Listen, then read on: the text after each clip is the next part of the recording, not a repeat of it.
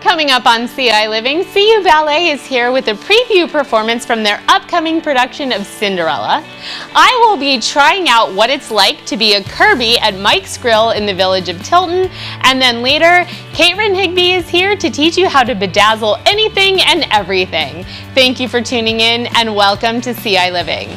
I'm your host, Jaclyn Friedlander.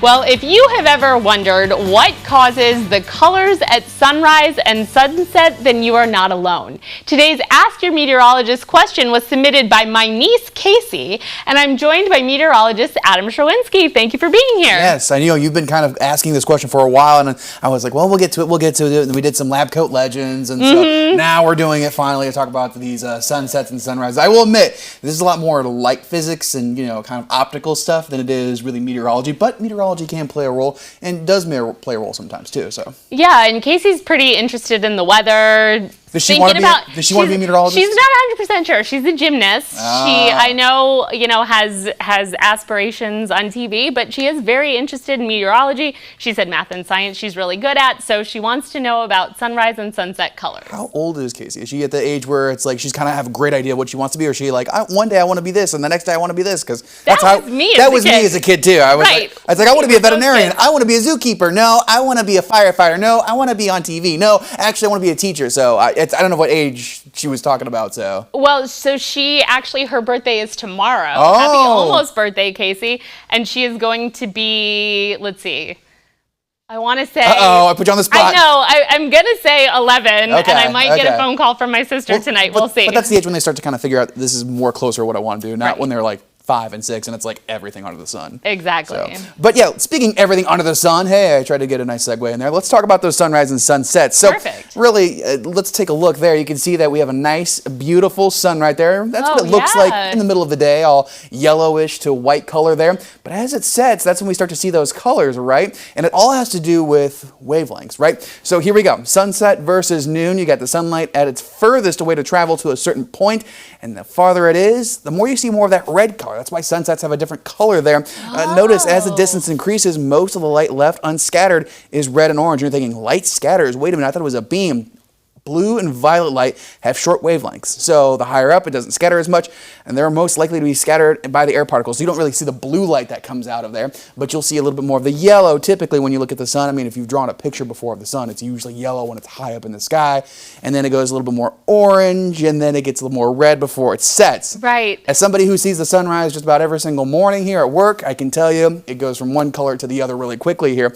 And what other plays a role is particles. So like dust can really give us that smoke, haze, fog, all can play a role in basically what we see for colorizations too. If they make things a little bit darker or a little bit more brighter in terms of the orange colors or the red colors here. You've probably seen it on a very warm summer day where the sun looks a little bit different than it would maybe early in the springtime when it's still kind of cold out, or the winter time, or when we have wildfire smoke that sometimes makes it here into central Illinois.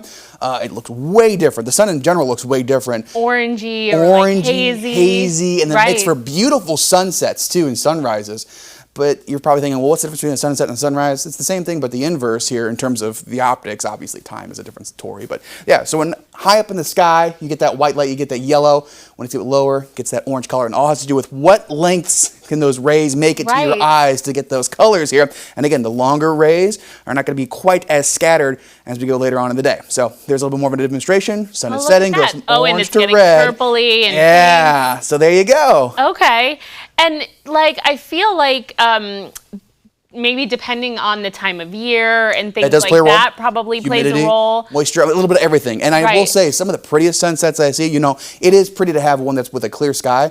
But when you get one with cloud cover, a little bit of cloud cover out there, maybe some mammatus clouds too, on the other side of a thunderstorm, on the back side of a thunderstorm, kind of illuminating the thunderstorm in the back, you get some pretty cool looking spots, I will say. So. Well, and I feel like weather with colors because of the rainbow things and things like that. So when we have the sun and then we also have the water, then we get those rainbow colors. The sun plays such a crucial role that we always forget about in our weather. It helps our temperatures, obviously. It provides instability. If we get enough sunshine, we can really start to warm things up for severe weather. Obviously, it does give us light to see what's going on, too, as well. So it plays a major role in our diurnal cycles, which plays a major role, really, in what we're going to see for weather in the whole day. I mean, if we didn't have the sun, obviously, we couldn't have weather. We wouldn't have a lot of things, though, to be fair. So that is true. We wouldn't have energy. We wouldn't have heat, all those things. Yeah. And I feel like the ocean, too, plays a role, maybe the reflection of the water and things like that, because I feel like some of the prettiest sunsets I've seen have been either over the ocean or when you're sort of really far out to sea. Right, and those can play a role, too, as well. I mean, sometimes the sea salt can play a role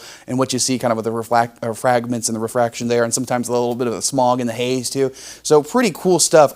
You know, you were asking a while ago, and you keep asking me this question. I'm fine with it. About the, I ask you a lot of questions. You ask me a lot of questions. Some of them are science related, some of them are not. But I will say that when it comes to the Northern Lights, we were talking about this. Oh, right. Very different phenomena, obviously. The sun does play a role, but I'm going to let Jacob Dickey talk more about that because he is super fascinated about the sun, solar flares and all that kind of stuff. I'm more interested in what's happening right at the lowest level of the atmosphere too. So I'll let him take all that next time you have a question. Well, and the thing that's really interesting, I feel like, about the Northern Lights is like when you look at them, you can see the colors, but a lot of it is just kind of almost looks like cloud cover. But then if you put your phone up to it, something with the lens of the phone. That'd be more of an optic thing, Yeah, it becomes more vibrant, and sometimes you'll see colors, because I know you're going to Alaska. You can usually see them up in Alaska. Unless I'm going in the summertime, so we'll see how much daylight we get and how much that knocks into it, though. Right. It's the only thing. How much you have, like... I asked Jacob one time, I was like, why are you going in January to Svalbard? And he's like, so I can see the Northern Lights. I'm like, oh, that would be the right time of year when it's mostly night 90% of the day, so... Well, and I feel like it's kind of changing, because it used to be you could only see them at certain times a year. Now I feel like they're more frequent, and then we've even seen them here in the Midwest, which is... and I think it has to do with a lot of what the sun is putting out for solar energy. So, pretty interesting topic. And again, I think Jacob's more of the answer. And I know people at home are probably like, Jacob Dickey always talks about solar flares and solar, the Northern Lights, and that's because he really likes them. He's seen them in person. I really haven't seen them, to be fair, so I'm not quite as impressed. We'll see what happens after Alaska. I was going to say, I'm very hopeful that you I'm hoping I get them to in see Alaska. Yeah. Well, if you have any questions for Adam, you can email him at Sherwinski@WCIA.com. You can find us both on social media. Thank you so much for being here. I really appreciate it.